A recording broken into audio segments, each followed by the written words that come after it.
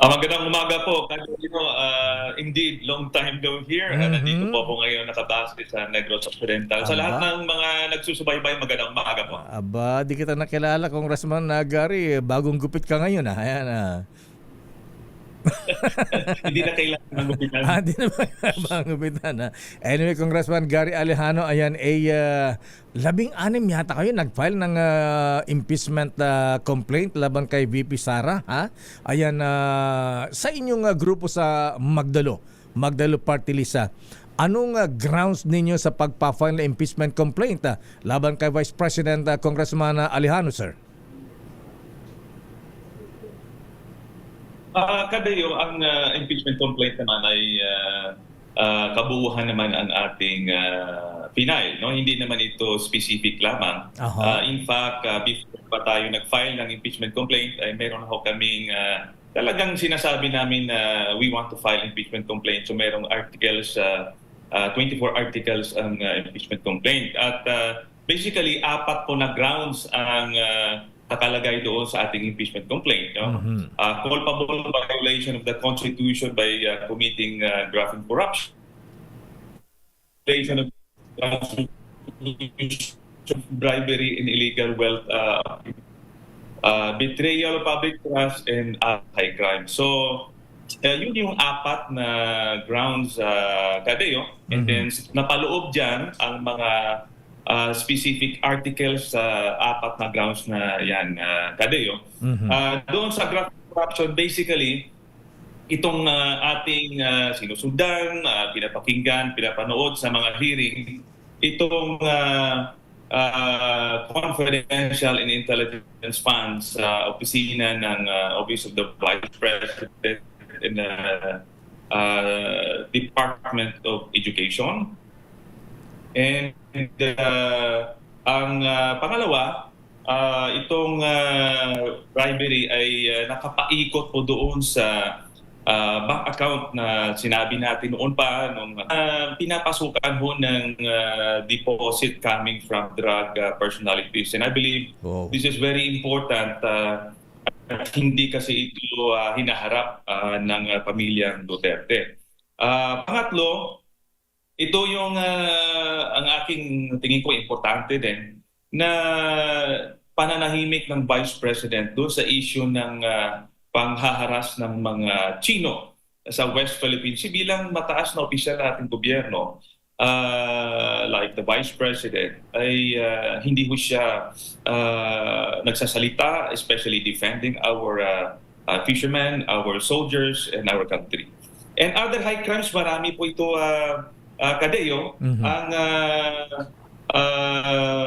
tingin ko pinaka-importante diyan yung kanyang mga public pronouncement, no, yung press conferences niya na napapakita doon na meron siyang hinire na assassin para patayin na nakaupong presidente, no? Although conditional daw, pero alam niyo ay sinabing may na-hire na siya in case. So that is very grave. And of course, all other articles pa na napailalim sa high crimes, Kadeo. Congressman Alejano, sir, 16 kaya yata kayo nag-file ng complaint. Ano ba ang plano ninyo? Ano ba plano niyo? Ayan ba yung pag-isa niyo ba ito o individual yung complaint? Paano ang plano po ninyo? Ganito po kasi yun. Merong mga different Groups. bases ang pag-file ng impeachment complaint. Importante pong pinag-usapan po ng grupo, ano po ang ilagay, ano po yung hindi pwede. Of course, with the assistance of legal counsel, aming mga abogado. Now, sila yung nagbalangkas ng impeachment complaint na yan. Ang importante po ay alam mo namin, narinig namin, nakita mo namin, at we believe in the information. So, of course, kailangan mag-meeting kasama yung mga grupo na yan at hindi lang naman ilang beses ang pinag-usapan. In fact, medyo matagal na po ito. And ang laman na yan ay dapat naintindihan ho ng lahat ng pumirma. Umaasa ba kayo na mag-prospect yung impeachment complaint dyan pa lang sa Kongreso, Congressman Alejano, dahil una po ay may order ang Pangulong Bongbong Marcos sa kanyang mga allies, kaalyado sa Kongreso na huwag nang ituloy ang impeachment complaint dahil magkakahati-hati lamang ang bayan, Congressman. Unang-una Kadayo na nirerespeto po namin ang opinion ng ating presidente. However, hindi naman ho kami tauhan ng presidente. No? Kami po ay ordinaryong mamayan na tumitingin po sa kapakanan ng ating bansa at ating mamamayang Pilipino. So sa tingin po namin, katulad ng sinabi niya before, na hindi ho siya makiki-cooperate sa International Criminal Court, pero hindi rin niya sinasabi na pipigilan niya ang pag-iimbestiga ng ICC. And the same is true with this impeachment complaint, na gusto niya sana wala ng impeachment complaint, pero hindi naman yung sinabi na pipigilan niya ang pag-file ng impeachment complaint. I understand, Kadayo, this is very challenging considering the fact na this is a political activity, no? Na itatakel ng mga miyembro ng Kongreso. And ang isang factor pa dyan, ang oras na naiiwan sa Kongreso para itakel itong impeachment complaint ay medyo limitado.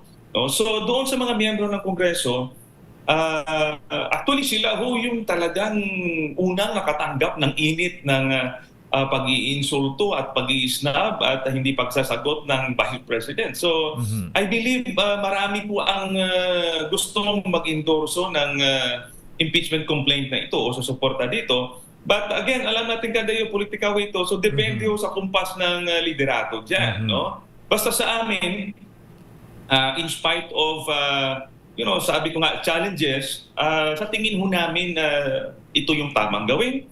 At responsibilidad ho namin ito sa taong bayan. So, ang aming part ay kailangan lang namin i-file ito ang impeachment complaint at nagpapasalamat lang kami sa Bayan Party List for endorsing this impeachment complaint para talagang maipasok sa Kongreso. Ngayon po, sa nalalabing araw sa Kongreso, it really depends on how they will tackle it. Meron namang mga maximum period within which to act on the complaint, pero pwede naman ho na maiksing oras, like sample sa Secretary General, dapat 10 araw ay ipasa niya na sa Rules Committee yan, no? Pero pwede naman na 1, 2 araw, 3 araw, pwede naman niya ipasa niya.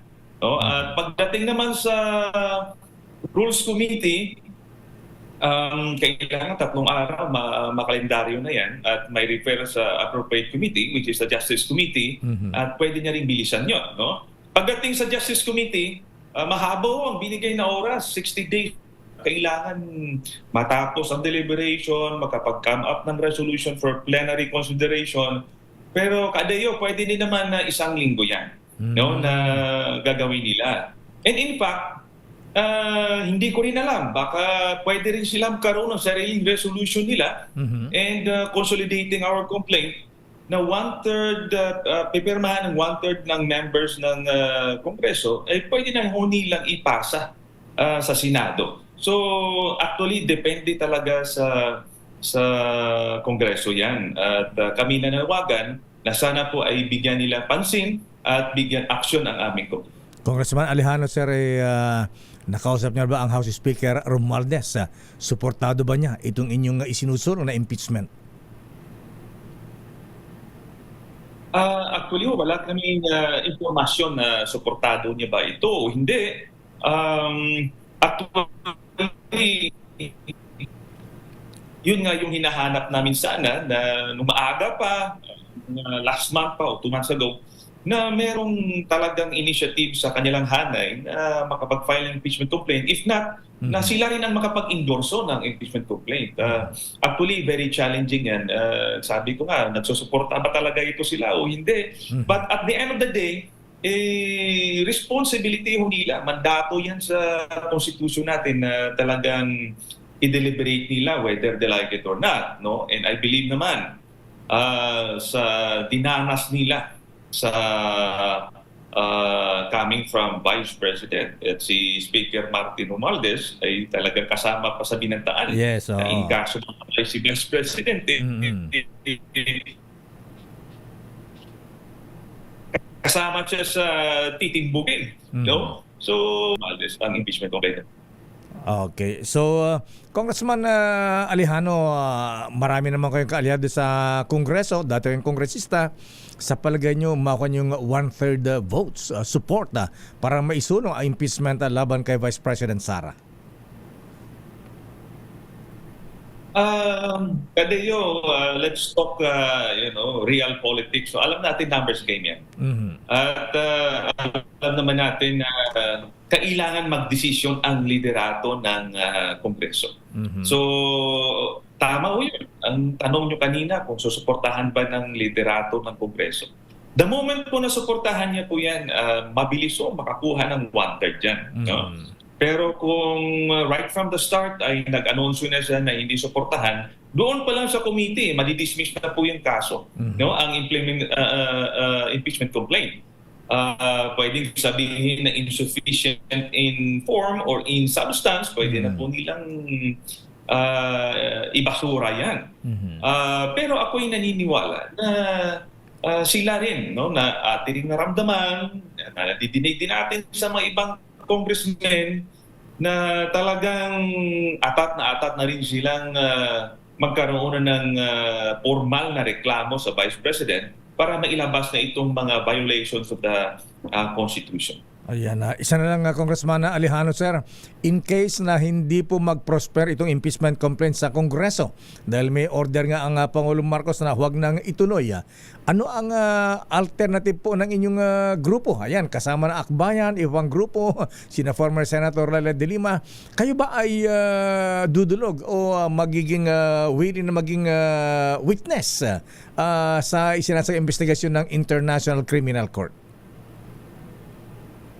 Ang issue na yan, Kadeo, hindi pa namin pinag-usapan. Pero sa aking opinion, una, ang pag-file po namin sa Kongreso ng impeachment complaint ay bahagi po ng proseso ng pagpapanagot sa isang impeachable officer. No? And the moment na ibasura yan, talagang wala tayong magawa. Kasi yun nga talaga ang sistema natin. No? Wala tayong magawa dyan. However, pag-uusapan namin ano pa ang ibang mga option. Pero yung ICC na yan, sa totoo lang, baka long shot ho yan. Dahil hindi naman talaga sentro si Vice President Sara sa issue ng tinatawag natin na extrajudicial killing. Although naging mayor po siya ng 3 termino sa Davao City at ipinagpapatuloy niya yung extrajudicial killing sa Davao. Pero hindi naman ho natin ito ura-uradang gagawa ng ibang paraan. Ako, mas gusto ko ipag-usapan sa grupo na nag-file kasama sila ni former Senator Laila de Lima kung ano ang iba pang legal na pamamaraan para magkaroon kami ng alternatibo sa impeachment complaint. Congressman Alejano, sir, maraming salamat sa paliwanag. Thank you and good morning. Maraming salamat, Kadeo. Good morning and God bless. Mga kaibigan, dating Magdalo Party List Representative Gary Alejano.